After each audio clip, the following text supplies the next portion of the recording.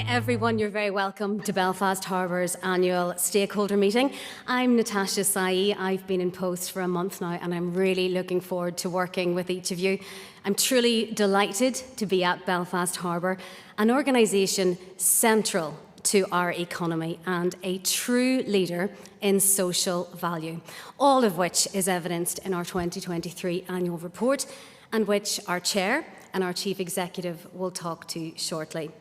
We're also very pleased to welcome Stephen Kelly from Manufacturing NI as our guest speaker. So before we move on to the main event, just a little bit of housekeeping, if that's okay. Toilets are clearly signposted across the gallery where you had tea and coffee. No fire alarm is planned for this morning, so if one sounds, please do make your way downstairs and a member of staff will help you to a safe location. And out of respect for our speakers, could I ask that you now turn your phones onto silent, please? Now, it gives me great pleasure to introduce our Chair, Dr. Teresa Donaldson. Thank you.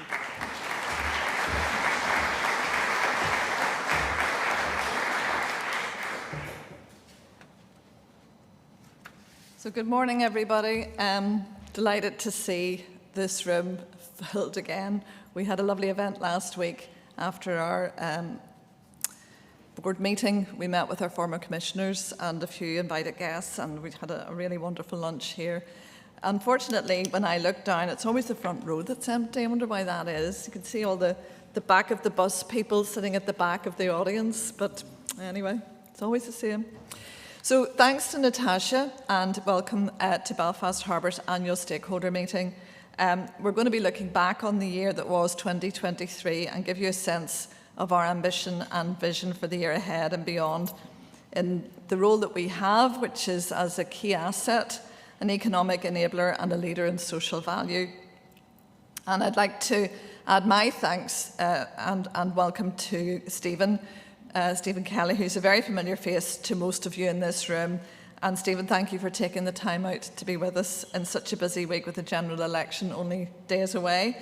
I've no doubt you'll have been monitoring the political dial very carefully, and I'm really looking forward to hearing your thoughts and your insights on what might lie ahead. But I'm delighted to see so many here. It's always one of the highlights of my role as chair to see the personal investment that you all have made in terms of just being here this morning, all with such busy lives and busy jobs. So we're joined today by colleagues from central and local government, from our sister ports. We have some key port customers here, we have estate tenants, and we have a range of partners from academia, legal services, planning, the PSNI and creative industries. So the diversity in this room speaks to the diversity we have embraced as an organisation and is testament to the trusted and collaborative relationships we've developed with each other. So this meeting and the presentations Joe and I will be giving to you, our stakeholders, are important ways of making ourselves accountable for the work that we do to manage and protect this vital asset for future generations. And I'd like to thank all of you for the important role you play in the success of the organisation you represent, and also in the success of this city and this region. So I'm now going to give a brief summary of 2023. The annual report and accounts are available, as Natasha has said, and there's a lot more detail to come from Joe. But it's both the strength of the port and estate ecosystem and the diversity of our business that's allowed us to report a solid financial performance in 2023, as you've already seen from the film that we've been showing. And that's despite a very challenging economic context. Northern Ireland business is traditionally resilient because we've learned to be. Last year we all experienced many pressures, from COVID recovery to record high inflation, which made the trading environment particularly difficult. But despite this, the port community demonstrated its customary adaptability and determination and ensured the delivery of goods and services that our economy and our people rely on continued to be on time for everyone. So thank you for working with us so that we're able to fulfil our responsibilities to everyone who lives here. And over the past year, Belfast Harbour has continued to play a pivotal role at the heart of daily life in Northern Ireland and has been a key driver in the regional economy. Belfast Harbour is the leading gateway for trade and tourism for this part of the world, with 70% of what comes in and out of Northern Ireland by sea going through this port. And as we come to the end of our current Port for Everyone strategy, I'm pleased to report that we've made significant progress on our strategic ambitions to make Belfast Harbour a leading regional port, to further develop and grow our position as an economic hub for this region, and to create an economic and a sort of iconic waterfront for the city, all supported by measures to make Belfast Harbour a green port that's leveraging smart technology to become a more effective, more connected and efficient port. So while 2023 was challenging, it was a year of solid progress and significantly a landmark year of transformative investment driven by our unique trust port status, of which we're incredibly proud. We're now working on a new 5-year strategy and longer-term harbour master plan assisted by Royal Haskellane DHV. We hope to be in a position to share our new strategy with you in the coming months, but the engagement with customers and stakeholders is underway, and we're already logging key asks around our infrastructure development, such as deeper water berths, in operations, such as improved crane reliability, in business growth, such as increasing the size of vessels accessing the port, and in environment, such as the need for shoreside power. So those are just a sample of the kinds of investments we may earmark during the life of the new strategy. As many of you know, maintaining a leading regional port requires significant ongoing investment. In financial and commercial terms, being a trust port means we're funded predominantly from the profits we make and not from public funds. But at heart, it means more than that. It has actively shaped a legacy of giving back, encouraging commissioners to develop the business in a way that directly benefits customers, the economy, and wider society today and for future generations. During the past 10 years, we've made capital investments totalling £374 million, positioning Belfast Harbour as an exemplar of a trust port in action and a key enabler for economic growth in the region. And 2023 was a hugely significant year for us.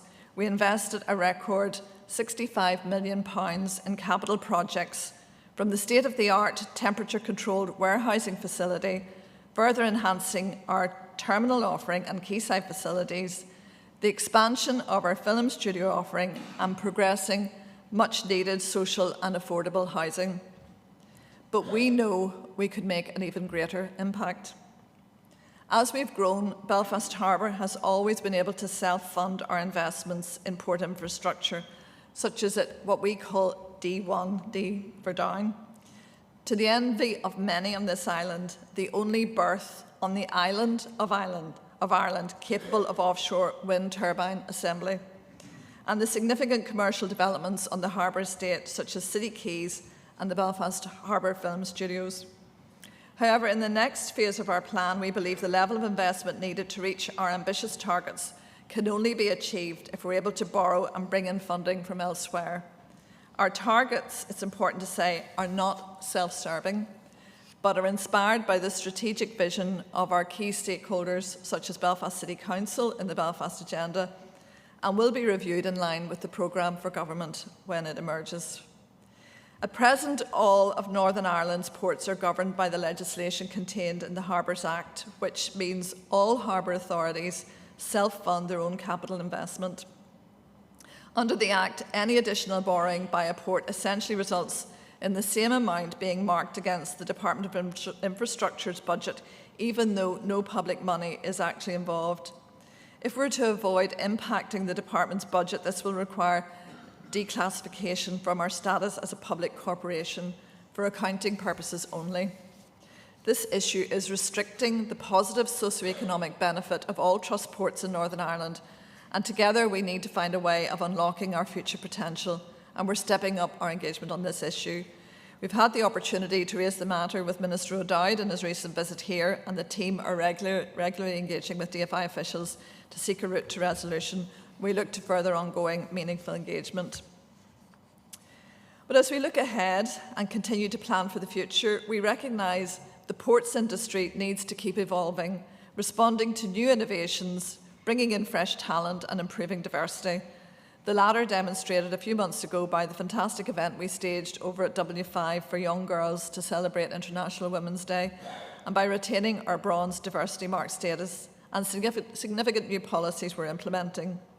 We're actively doing all these things because the more we change our business for the better, the greater the socio-economic impact we can have on our communities and the lives of the people in them. So I look forward to continuing our important work in collaboration with all of you as Belfast Harbour strives to deliver social and economic value for the region in the year ahead. But before closing, I'd like to take this opportunity to thank my fellow board members, many of whom are in the audience today, for their ongoing support. In terms of board changes, the appointments process for councillors to the board is currently underway. Minister O'Dowd will formally appoint those successful candidates, and I'm sure I speak for everyone in Belfast Harbour when I say we all look forward to welcoming our colleagues from council later in the year. I also want to acknowledge the hard work of everyone in Belfast Harbour team, expertly led by Joe, who we will hear from shortly. And it's my pleasure to formally welcome Natasha Sae and Eugene McBride to the Belfast Harbour Commission senior team. And now I'd like to hand over to our guest speaker, Stephen Kelly, who's Chief Executive of Manufacturing NI, to deliver the keynote address. Thank you for joining us today. Over to you, Stephen.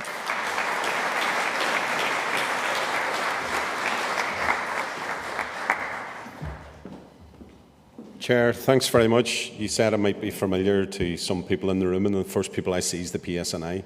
And that's a great concern as I stand here in front of you.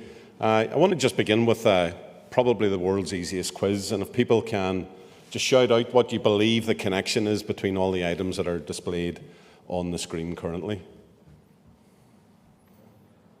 They're all invented here in Northern Ireland. They're all solutions that have been brought to the world by the innovation of incredible inventors and manufacturing leaders over the ages. Everything from the three-point hitch, which is the formation of modern agriculture, the pneumatic tyre, the handful of chemicals is actually fertiliser, and then you've milk and magnesia, and indeed chocolate. And you've got the makings there of probably a very good weekend when you add the Bushmills in. But you can see here that our manufacturing community in the past has been probably the problem solvers for not just Northern Ireland, but for many of those problems in the world. And it's because we have problem solving in our DNA. And it's because of this that our manufacturing community continues to be a stronger part of our economy here in Northern Ireland than it is across the rest of the UK. There was quite a divergence going back to the beginning of the last century, and that has continued. And despite the fact that if you stopped 10 people tomorrow on the street or today on the street and you asked them what you believed the Northern Ireland economy was, we actually have a manufacturing community that continues to grow, continues to add economic value and increasing numbers to Northern Ireland, and indeed adding jobs. So despite the assumption that actually our manufacturers are a sunset part of our economy, we're actually creating more value, bringing more wealth and bringing more work to Northern Ireland. And indeed, there's an extra 20%, 21% more people employed now in manufacturing than there were back in 2010. And what that means in reality is that 1 in 4 families right across Northern Ireland, when you add the supported jobs, are dependent upon a manufacturing wage. So far from being that part of our economy that's perhaps in recession and receding, it's actually a manufacturing community continues to deliver jobs where people want to actually have work and contribute to their local community. So these are jobs, yes, here in Belfast, but also jobs spread in every town and townland right across Northern Ireland, places that people want to call home, places that people want to contribute to their local community, join their local clubs and societies, shop in their little local shops, send their children to the primary schools that they went to before them. These are jobs that are driving value and driving strength in the communities right across Northern Ireland. But I started with the past, but it's not just our past. We actually have an incredible manufacturing heritage even now today. So even despite the fact that we're a population of just short of 2 million people, we feed 10 million people across these islands. The Northern agri-food industry continues to be our largest single employer and the second largest in terms of economic value from our manufacturing community. It's not moving on. There we go now. And we build the world's best football stadium, and I can say this is the Tottenham Hotspur Stadium, and as everybody in the room agree with me, that's the best football team in the world. I don't know why you're all laughing, but this entire stadium was built here in Northern Ireland. 9,737 individual unique pieces of precast concrete made the actual stadium piece itself. This metal product that formed the roof was made in Garva. The silver ring that's around the inside of that is made in Kilrea. The fit-out came from Newry, etc., etc., etc. So we have the ability to do some of the most iconic and largest infrastructural projects here in Northern Ireland and shipping those through trusted partners like Belfast Harbour and others to clients across the UK. Well-known statistic, we dominate certain industries, our engineering industry, particularly in Mid-Ulster.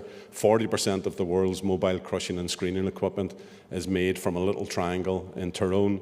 Belfast Harbour has been really important in terms of getting those products, not just to customers across Europe, but in the last year to customers in Australia with a unique shipping offer that was being presented with one of the port's customers.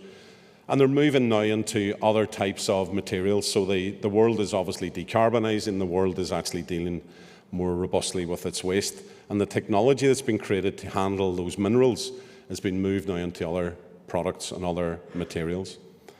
30% of the world's first-class, business-class aircraft seat all come essentially from two businesses here in Northern Ireland. Looking around the room, I know many people apparently or seem to enjoy first-class and business-class seats in the room, certainly those with the corporate budgets at least. And it's because of Northern Ireland that those customers for airlines and aircraft manufacturers across the world enjoy such a safe and comfortable passage. 25%, 1 in 4 of all electronic devices in this room, in this building and across the world have a little piece of dairy in it, a piece of hardware made by Seagate Technologies. And they've just recreated and changed the world of data storage, which will fundamentally change how we all operate in terms of data centers, in terms of the electronic devices that we have. So we're at the cutting edge of that technology sector.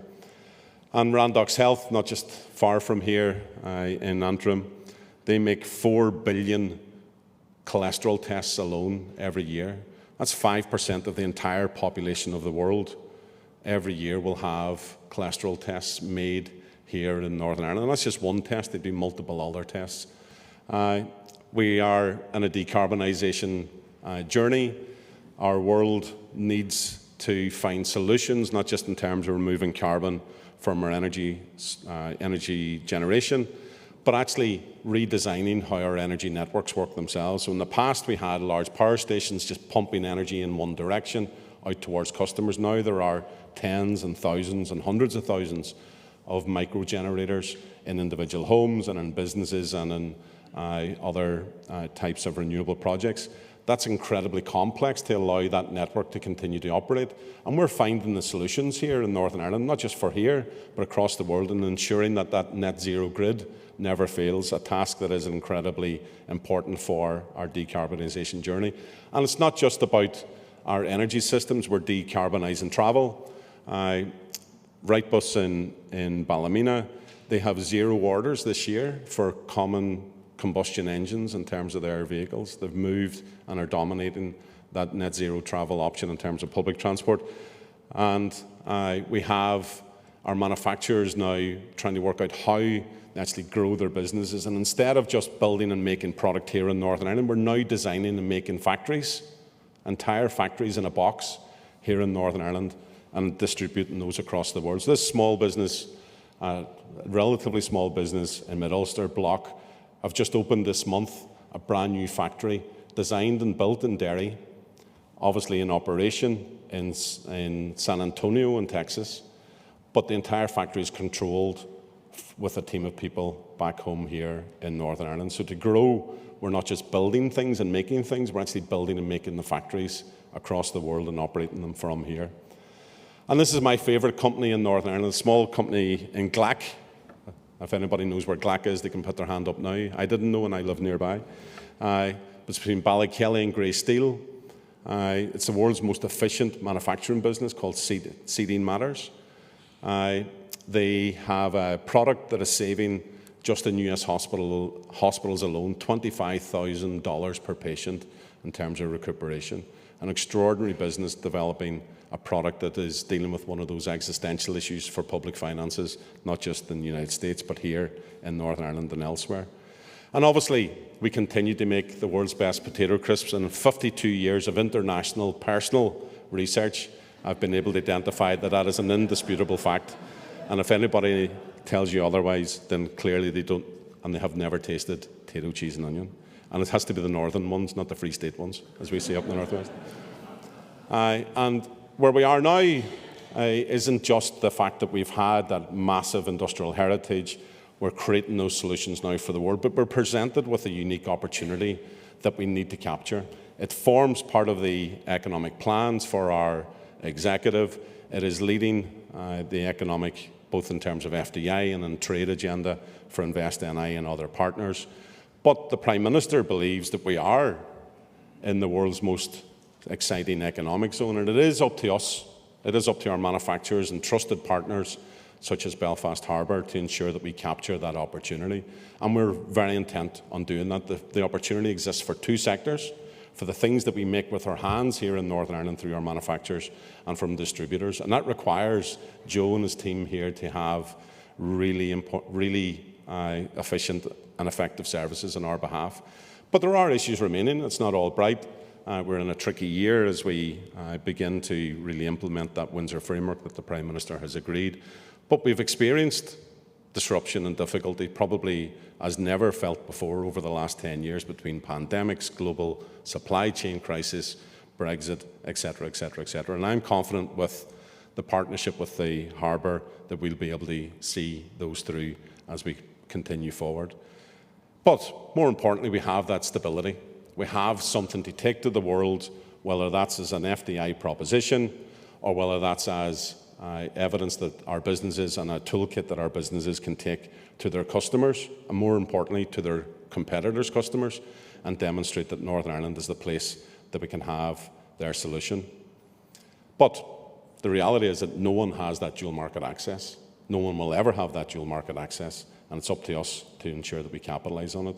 Put simply, Northern Ireland is now in a better place than it's ever been before, with the first opportunity to take something unique to the world, combined with our expertise in making product and selling them internationally to those global markets, and to capture greater economic success for communities across Northern Ireland.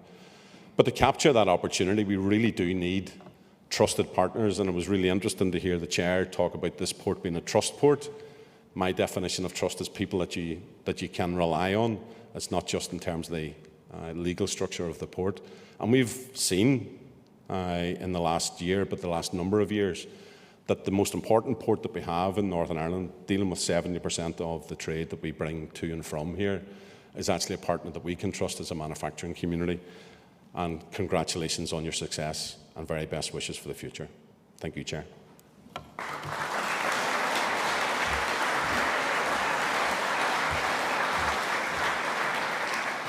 Stephen, many thanks for the insights, and great to hear your thoughts on the need for that collaboration, trust and effective infrastructure, and the role that we all play in this room to drive Northern Ireland forward.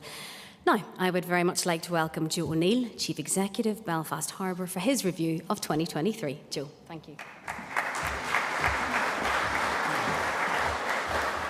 Thank you, Natasha, and good morning, everyone. And can I add my welcome to you all on behalf of the entire team here at Belfast Harbour.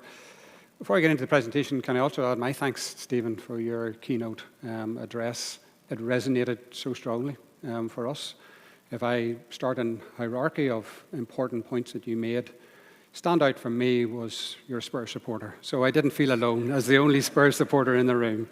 But you said much more important things than that. Completely resonates with our strategy, with our commitment, with our ethos. We recognise so many of the companies that you commented on there today. We both know we could add thousands more to that. A lot of them are actually invisible to us because they're inside containers, they're inside curtain-side trailers. We don't necessarily see the products. Yes, we do visually see the quarry and screen equipment coming through the port, particularly at our Liverpool terminal. We do see the right buses being exported. But we're conscious that blind to us, but nevertheless hugely important to us, behind each container or inside each container, behind each curtain-side trailer, there are components, there are more materials that are coming in for that vitally important sector that you represent, and equally so for those exports on a worldwide basis. So I suppose I'd like to start by reassuring you of our commitment to supporting your sector as much as possible, particularly that manufacturing opportunity that arises through the Windsor framework. So thank you. So we almost killed you with a video this morning. 3 minutes, 21 seconds of a recap.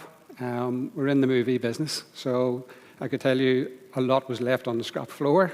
A lot was cut because simply we just didn't have enough time. You know, Stephen might talk about tato crisps, where we could offer you jumbo bags of tato crisps and popcorn to keep you in a cinema for so long with the full extent of the video we would like to have produced. But we'll just give you a little bit of a flavour of the key highlights for 2023. I'll add just a little bit of colour, and it's only a little bit of colour because what delights me and pleases me the most is we have so much to talk about in this organisation. Diverse was a word that Teresa used quite often, and we have an incredibly diverse business in many, many respects. Increasing diversity of our people, but also increasing diversity of our trade and aligning with the strategic opportunities for Northern Ireland. So we can only compress into 3 minutes and 21 seconds a short summary or summation of everything that we did and achieved in 2023. And thankfully, it is for the most part all very, very positive, and that's hugely pleasing for me and the team as well. We need to start with the numbers. We reported on our numbers. Sorry, I'm going backwards instead of forward. We reported on our numbers this morning, you may have heard and seen on the press. So strong financial performance is how we're characterising it. Revenue up just over £1 million, £82.9 million, 7.3% increase. And our operating underlying profit before tax is up 7% as well, £36.7 million. We're considering that a strong performance because, as you'll see, there were some underlying challenges. You heard the Chair talk about the macro environment, which was challenging. We had a few challenges at a particular sectoral level as well. And it's encouraging, therefore, to be able to report progress in 7% growth in both profitability and revenue terms. And a little bit more about that later. EBITDA, an important measure for this business, particularly from that investment profile that, again, Teresa referred to, up 4% at £46.3 million. And we increased our net assets by 16 million to 590 million. We're effectively a 600 million net asset business now, so a substantial entity. So strong financial performance, which was encouraging. We talk different currency here as well, which is in tonnes and units. So in port trading, the macro environment did play out. We had a slightly reduced but anticipated decline in port tonnage, about 500,000 tonnes, 23.9 million tonnes, down 2.4%. Two things. Yes, we predicted it. We've been pretty much bang on what our predictions were. But against the wider market, you can say the UK market was down 5%. The South of Ireland or Irish Republic market was down 10%. So encouragingly, despite being down 2.4, we did perform better than the market average.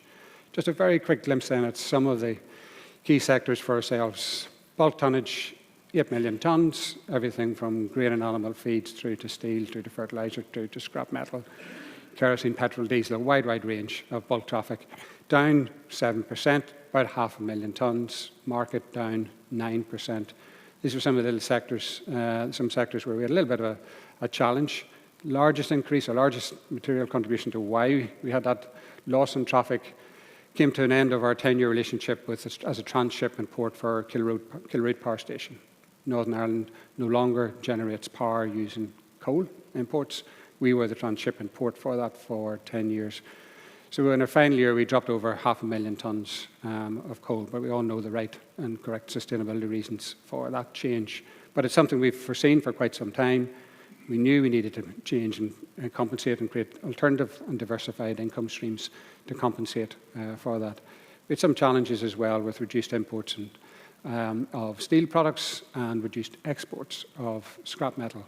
It also masked a really strong year for grain and animal feeds. Stephen talked about the importance of the agri-food sector. We had a 13% increase in grain and animal feed imports to support that sector. So a mixed performance, but overall down 7%, but just slightly ahead again of the market. Containers, 5% down against the market, which was 6% down. Incredible volatility. is what I would say, in our container sector last year. We had significant ebbs and flows in container volumes, probably reflective of that very uncertain economic environment that prevailed through last year, particularly because of the inflationary environment, war in Ukraine, and that played out in our market here and it's elsewhere within the UK container market. Encouragingly, however, Stena had an excellent year, another record year, 4% up in freight vehicles, a lot of that supporting that manufacturing sector that Stephen talked about. The market itself was actually slightly down, 1%, so better than market performance again. Ferry passengers was static for us last year. The market did go up 2%, a little bit ahead in Rosslare passenger traffic and Dublin passenger traffic. But overall, encouraged by a better than market performance across most of our sectors. Final comment on the port-related sector, cruise, one that does catch the headlines because it's probably easier to understand than 500,000 tonnes of coal. But we've achieved a huge amount, or the team's achieved a huge amount here. So last year we had 158 cruise calls visiting Belfast. A little known fact, maybe we should shout this a little bit more from the tops of city quays, etc. But we are the largest port, transit port in the UK and Ireland for cruise. Yes, Southampton has 460 calls a year, but it's mostly an embarkation port where you join a cruise ship for a cruise elsewhere. Dover has 120, but we have 150. We had 158. So tremendous achievement over 25, 27 years since we entered into the cruise business. We recognise that makes a major contribution to the tourism industry and hospitality and transport industry here. We estimate about £25 million each year is a contribution from cruise coming into Belfast. Huge variety. We've done well with pretty much every cruise line now calling in Belfast. 57 lines, as you can see there. 57 ships from 32 different cruise lines. That's us back at above pre-COVID levels, which is not the case for most other ports, it has to be said. And great to see the team getting some recognition. We have a hugely passionate and dedicated team serving the cruise industry and cruise calls here. It's great to see them get the recognition from Cruise Critic as the best UK and Ireland port of call. So congratulations to the team on a success story, undoubtedly, for us last year. I'm not going into the other detail, but we do have all these alternative diversified revenue streams which are coming on stronger and stronger as we make an investment to support the diversification as we see the demise of some of our trades like power station coal. So just to quickly go around in in clockwise order, AC Marriott Hotel, excellent year, 83% occupancy on average last year. Most of last month has actually been full occupancy.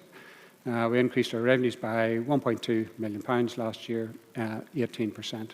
Our hotel sector is doing well. We're delighted to be part of that. The city is booming. It is brilliant to see the number of events and concerts, particularly in the last 3-4 months, and the buzz that's creating throughout the city, but also what it's bringing to the hospitality sector. We see that as a microcosm in terms of our occupancy and revenue return from our investment in the AC Marriott Hotel.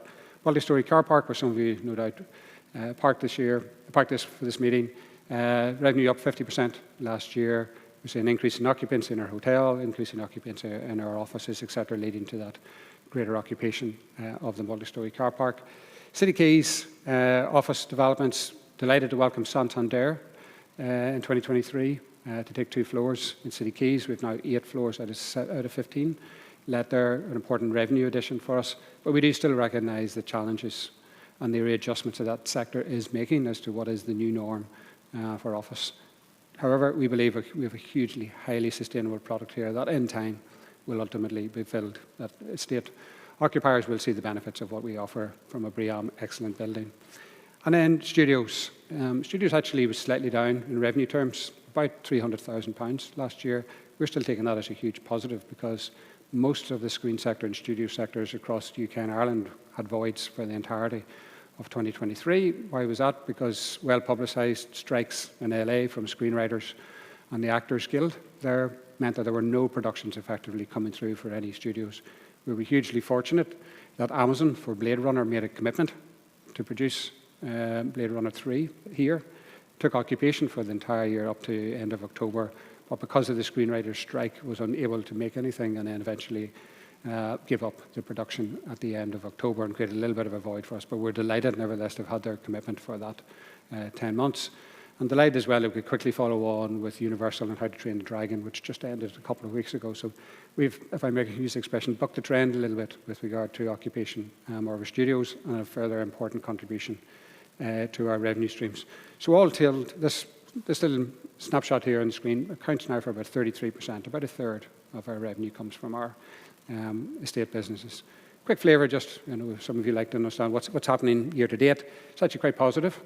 I think ports are generally a microcosm of the wider macro environment, and particularly obviously the local economic environment. We probably saw last week where the composite index for Northern Ireland was talked about a 1.4% quarter-on-quarter increase. We're seeing that flowing through in some of our numbers. Healthy start to our bulk tonnage, up 6%. Ro-ro continues to grow, 1%, significant recovery in container volumes, up 10%. Ro-ro passengers, again, broadly trading the same as last year. A little bit of a decline on both the Liverpool and Cairn routes. But I think we're seeing evidence of more than just green shoots of an economic recovery, particularly through our container volumes and our ro-ro volumes. So positive start to the year. Capital investment is something we've led on with when we talk about last year's results. Again, Teresa talked about that. Record investment, £65 million across a wide diversity of investments, from studios to temperature-controlled warehouses, to pilot boats, to cranes, to our City Quays gardens, to fit-out of offices. A huge diversity of investment propositions for the business. 65 is a high water mark. Totals out, as we call it, a decade of investment of £374 million, all from our own reserves. Again, as Teresa talked about, from the Trustport model. I think we would challenge many organisations to say there can't be too many organisations that have committed that level of investment to the Northern Ireland economy over the last 10 years, and hopefully with demonstrable economic and social outcomes. But as you'll hear later, we want to do more, but we are constrained at this time, and we've had to, for the first time, constrain our capital investment in 2024. But a little bit more about that in a minute. Back to the movie world, a little bit of a trailer, and nothing more than a trailer, for another production coming out later on towards the autumn time. We are going to publish our first ESG sustainability report. Done a serious piece of work on this, really core to our business, at the heart of our business. We're publishing a report which is aligned with the Global Reporting Initiative, GRI, so very transparent measurement, declaration and measurement, and target-based assessment of where we want to get to on our sustainability journey. Just pick up a couple of the themes there. Our own direct operations actually account for very little by way of emissions, 1,756 equivalent tonnes of greenhouse gas emissions. That's effectively less than 0.1% for the Greater Belfast area. So we have a very manageable challenge ahead of us. You probably saw from the video, we reduced it by 18% last year. The target is to take it down by 90% over the next 2 years. By introducing HVO, alternative fuel, into our pilot boats and cranes, we largely achieve that. We set ourselves a target to be net zero by 2030, but we'll meet and surpass that target much, much earlier, we hope. Also purchase 100% of our electricity from renewable sources, have done so for a number of years, and we supply some of that electricity to some of our tenants and customers.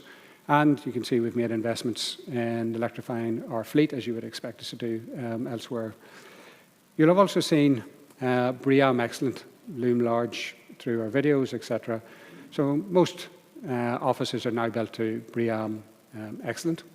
We've taken that a stage further. We've developed the first movie studios to be BREEAM Excellent within the UK, although there is a competitor studios shortly about to open in London with similar credentials.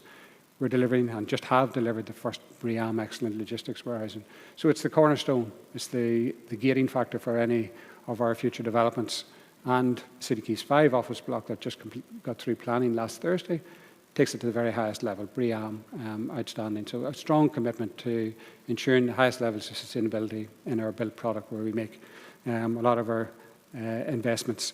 And finally, that little image on the right-hand side, an interesting project for us last year on our biodiversity front, reintroducing oyster farms to the inner loch. So 600 oysters in an oyster nursery just beside the pontoon there at the AC Marriott. They have flourished, and now we have wider plans for introduction of oyster nurseries, further oyster nurseries, both within the Clarendon dock and out at Kinniger. One of the most effective ways of treating water, actually. So a lot happening there. Our community support is something which is really core to us, and we're very proud and passionate about it. 1% of our operating profit is allocated to community initiatives. That means supporting a lot of organisations like Lagan Search and Rescue, Keep Northern Ireland Beautiful, Sailortown, Business in the Community, Princess Trust, Ulster University, to mention a number. And it also supports £80,000 last year for support for grassroots organisations who can claim up to, compete for up to £5,000 of support for an individual project. We make that a little bit easier for them rather than some of the larger applications we get, and we were more than happy to support 28 different organisations last year. Just a flavour of them are on the screen there for you. Such has been the interest and the positive outcomes from that. We've increased the budget for that for this year up to £100,000. So cornerstone of the Trustport model as well, our ability to give back to local communities and further afield. Investing in our people, diversified business, operating in many different arenas now. We've had to grow the headcount up to 200 people now. The importance of investing in those people is crucial to us. So we've made a big commitment to support our people. You can see significant support for moving people through or introducing people to the Institute of Leadership and Management courses, frontline manager courses for 17 employees last year, coaching mentoring for 8 employees, 14 employees through a dedicated purpose-designed Ulster University Accelerate leadership programme, which was hugely beneficial, and thank you to Ulster University for their support in designing and running that course for us. Women in business support for empowering women in leadership for 3 of our employees, helping 2 of our returning employees from a maternity returners programme, and supporting 2 of our Harbour Police to complete criminology degrees at Ulster University. So delighted to be able to support our employees and make that commitment to them as we grow and diversify our business and make that wider social and economic contribution. Delighted also for those teams to get that external recognition last year, just a flavour of some of them. Our engagement team recognised by British Ports Association for the Community Impact Award across all ports within the UK.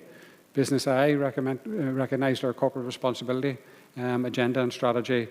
Arts and Business give us an award for commitment to diversity, and similarly an award from Women in Business for furthering diversity.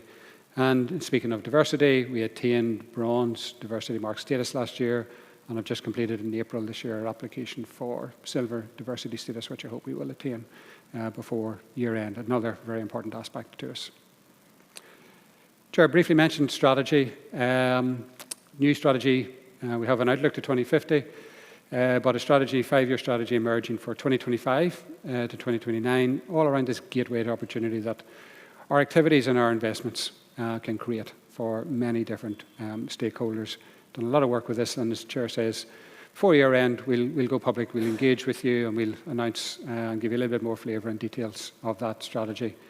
Running in parallel then, and so that strategy is it's more of the same, more about growth, more about diversification, necessary diversification for our business because of the changes, but also because of the opportunities, and a strong focus on operational excellence and resilience. Again, the importance of having very efficient and effective port services and capacity that Stephen would have referred to. Running in parallel, again, briefly mentioned earlier, a spatial master plan out to 2050, been led by consultants Royal Asconian and supported more locally by Todd. Architects, a number of you have participated in stakeholder feedback sessions with Royal Asconian. Thank you for that. Thank you for your support. Thank you for your openness and transparency in sharing your views on how do you think we're doing now and where you think our focus needs to be, and certainly in spatial and investment terms between now and 2050. If you're saying, I didn't get any contact, don't worry. There are subsequent phases of consultation. We've first of all engaged with the key port customers.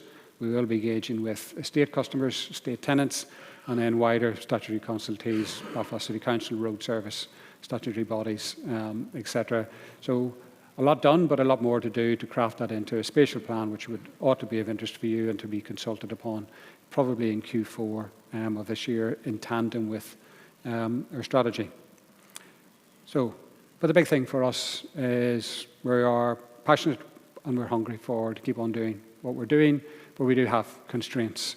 The pipeline is looking good. We've made commitments to take projects through to early design and planning. So top right, you'll have heard last year where we secured, or January actually this year, where we secured planning consent for 256 build-to-rent units on our City Keys 4 site beside the hotel, and 69 social and affordable units down in Sailortown. Bottom left, you'll have heard just last Thursday, planning, and I need to congratulate the planning team in Belfast City Council for a 6-month turnaround on a planning application we submitted in December, which we got approval for just last Thursday for next phase in our office development, 160,000 square feet of BREEAM Excellent, BREEAM Outstanding office, rooftop restaurant, ground floor restaurant, retail and gallery space. Yes, there is a challenged office market there, but it's important that Belfast positions itself to have future capacity in the office market as and when the demand arises, it be an internally generated or through FDI, routed through Invest NI. On the bottom right is D1, that's that offshore wind facility that we invested £50 million in 2013. Significant interest in that facility now for the return of the assembly and handling of offshore wind from 2027. We'll need to create additional port capacity to cater for the trades that are currently handled there, but we're in a fabulous place here as being the only port at the minute that can support that activity, as both the UK and Irish jurisdictions target significant ambitions for renewable energy by 2030, and we're central to that. And finally, again, you've heard Teresa talk about there will be investment requirements and opportunities coming from the work on our master plan, everything through deeper water, more efficient cranes, etc. So we can clearly see a pipeline of significant opportunities, significant requirements from an investment perspective. Quick recap back to the numbers. You saw we invested £65 million last year, operating profit 34 million, EBITDA 46 million. You can see we're expending more, we're investing more, we actually are generating at this moment in time. We cannot borrow. We cannot borrow at the minute because of the constraints, not that we need public sector funding. This is all privately sectored funding. A lot of it is already pre-arranged. But where we do borrow, it counts against the Department of Infrastructure's Capital Del, CDEL budget. Why is that? It's a classification going back to 2005, where this organisation and the other trust ports in Northern Ireland are classified for public accounting purposes only as public corporations. It's a slightly anorak subject, we accept, but it is now coming home to impact the level of our ambition and how we would like to take forward our investments. So we've had some great engagements and support from DFI in taking forward what's called a Ports Policy Consultation Document, which will address some of the marine legislative changes that ourselves, Warrenpoint and Foyle, would like to see to help us run our ports more safely, but also a change to how the business is structured. Minor change in terms of board appointments largely.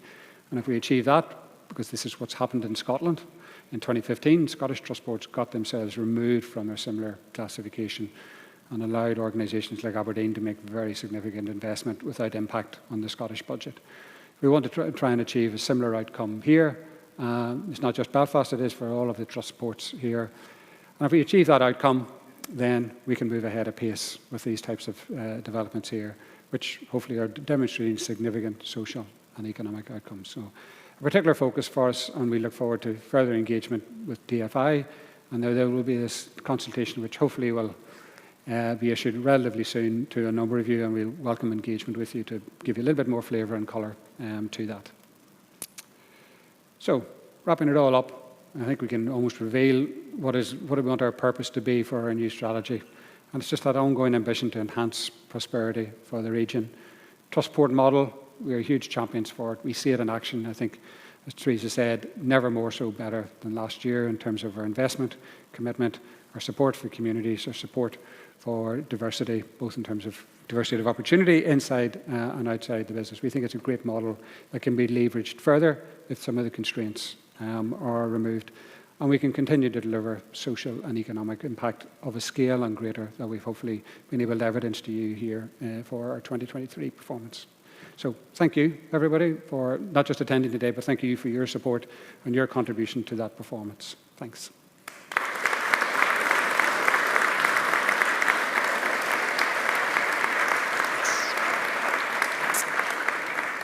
So, as ever, welcome questions on anything I have said, or Stephen perhaps said, or Teresa said, or something you think we should have said and maybe didn't, or something that you've picked up elsewhere. So very, very happy to take any questions.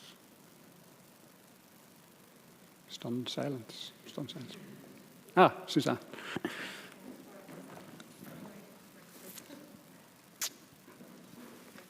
Thanks very much. Thank you, Joe. I mean, I would like to really congratulate the Harbour Commissioners and the board in particular. What an amazing set of results, and the contribution to the whole economy is really phenomenal. One question I just had for you was in relation to this area of innovation. And how you see that progressing in the future, because clearly that's an incredibly important part of how we stimulate and continue to stimulate the economy going forward. Yeah, thank you. Good question, and again, one of the things that maybe finished up on the cutting room floor, and maybe we should have kept it in there. It's central to us in a lot of aspects of our business, particularly obviously the partnership with the other city stakeholders for Innovation City Belfast, which has had a little bit of a stall, but shortly we'll reappoint a new commissioner to help us drive forward innovation in the widest collective sense, supported by us. A lot of that innovation is anticipated to be based within the Harbour Estate because of some of the existing activities here and because of proximity to the two universities and our ability to develop for innovative-based companies, likes of Catagen, likes of Artemis, etc. Some of the two companies that get a lot of the higher profile. Also, I think we're all determined that we would like to make a success of an investment zone when it eventually is delivered here in Northern Ireland. We haven't got an investment zone, we haven't got a free port, whereas other regions of the UK have. Part of the wider investment proposition, there was a recommitment by government to deliver an enhanced investment zone here that would be primarily focused around the net zero proposition. I think we'd like to see a little bit more detail for that. It's an NI-wide proposition, but we do see an opportunity for some of that to be clearly founded, grounded and supported here in the Harbour Estate, and we're very willing to make commitments to do that, particularly from an infrastructure perspective. Richard. Hi, Joe, Richard Ramsey, Hi. Ulster Bank. First of all, congratulations on the set of results. There's many corporates would love to see, you know, a lot of some of those figures there. I'm just thinking of housing, and we're in a housing crisis, shortage of housing, whether it's to buy or to rent. One of the limiting factors is the wastewater infrastructure. Is that an issue that's affecting the harbour, or is that something that the harbour is able to perhaps fund and mitigate itself? Yeah, good question. And then sort of related to that is then, I suppose, going forward in your plans and in the context of the housing crisis, are stakeholders going to be hoping that Belfast Harbour is going to have a bigger concentration in its portfolio of housing going forward? Okay, so thank you for the question. So to define the opportunity, first of all, so the opportunity as assessed by wider Belfast is for the Harbour Estate support approximately 3,500, almost 3,600 homes under the Belfast agenda. The original aspiration was to achieve that by 2035. I don't think we're going to do that, but in terms of the wider city ambition for 31,600 homes, but 13% of those homes are envisaged to be within the Harbour Estate. About 2,800, 2,900 are within Titanic Quarter, and then the balance will be predominantly in and around this area. You can see with Loft Lines 1 underway for just under 800 units. That's making a material contribution to the Titanic Quarter. Proposed developments for real estate. There are some follow-on projects which we have some early consideration for. But at this moment in time, the water infrastructure is not a limitation for those developments. Here we have the 256 build-to-rent units for City Quays Forward we talked about here, and the 69 social. We've been able to cater for those within existing infrastructure as well, which is a positive. And we have some early plans for another significant residential scheme here surrounding the Harbour office. Haven't engaged with NI Water in detail on that because we're still working out the plan. Recognise it may be a constraint, but I think thankfully so far none of the residential ambitions for the totality of the estate are impeded by Northern Ireland Water. Oh, good. Bridal Bank of Ireland. Thanks, Joe, and echo the other comments. I suppose just on the point of the trust status, ultimately, I suppose a very simple question, would that be a decision for the executive as opposed to a ministerial decision, or is that clear yet? Yeah, so I'm glad that you asked that question. So, avoidance of doubt, there is no change to the trust port status. The trust port status remains exactly as it is, as it did in Scotland when it made its changes. This is to do with how the board is appointed, and in essence, today the board is entirely, for not just ourselves but for Warrenpoint and Foyle, is entirely appointed through a process managed by DFI with the ultimate appointment by the DFI minister. That is deemed by, apologies we're getting into some of the detail on the anorak subject here, that's deemed to be a lever of control for government, and when ONS, Office of National Statistics, looks at our classification, they determine because of that appointment process, we are effectively a public body, brackets, for accounting purposes only, important to keep on saying that. The change that's required is that the minister will only make a minority of the appointments. So long as the minister appoints less than 7 of the board members, and the organisation will then appoint the balance, which is often the case elsewhere in other trust boards. In England, it just doesn't happen to be the case here. But nothing else changes. The trust board continues to be structured and operate in every respect the exact same. To answer your question, it is a legislative requirement, so it would need to go through for full assembly endorsement. Yep, Lynn?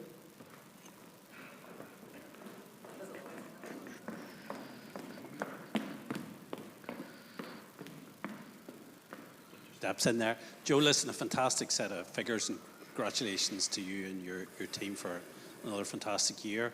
And obviously particularly welcome about more housing into the city centre, because if we're to transform the city centre, housing is a big part of that. Can I just ask, you mentioned about further retail developments. Maybe if you maybe can expand upon that. What does that look like? What are the opportunities? And I think we're saying that obviously you have quite a number of our members, wholesale members, that operate within the harbour as well, and greatly appreciate the work that you do, making sure they get their products in and get them out to our member stores. Okay, I didn't realise I'd mentioned retail, but if I did, that was slightly inadvertent, but it's a useful hook for me to respond, Glenn. One of the most important things that we've had a lot of conversation around the boardroom table under one of our subcommittees, our Property and Place Committee, is that as we take forward significant scale residential, it's vitally important that we create community and also that we create ground floor enlivenment and support, be that through retail, local retail, and emphasis on local as much as possible, and local services as well, through everything from pharmacy support to medical GP support. So it's not that we've got a very specific retail agenda at this moment in time, but incorporated into our scale residential, we do completely recognise the importance of local retail support for the communities and local business interests. Any other questions? Okay, listen, thank you, everybody. I think we've some lunch, Jenny, don't we? Yes, we've some lunch. And Stephen, thank you again. Really appreciate your support. Thank you.